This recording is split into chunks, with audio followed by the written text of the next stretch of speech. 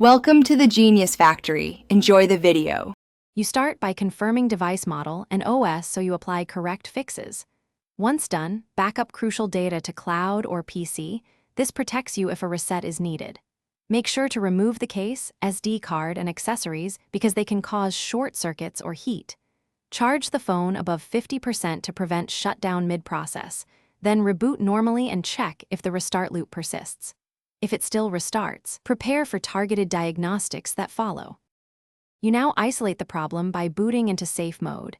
This disables third-party apps so you can see if the system stays stable.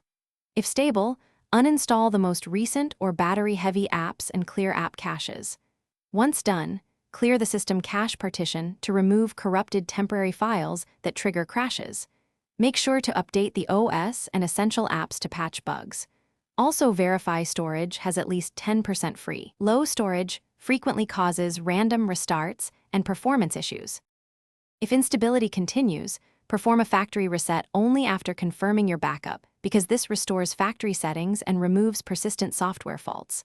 Once complete, monitor behavior. If restarts continue, inspect battery health. Replace it if swollen, hot, or failing since hardware faults often cause reboots.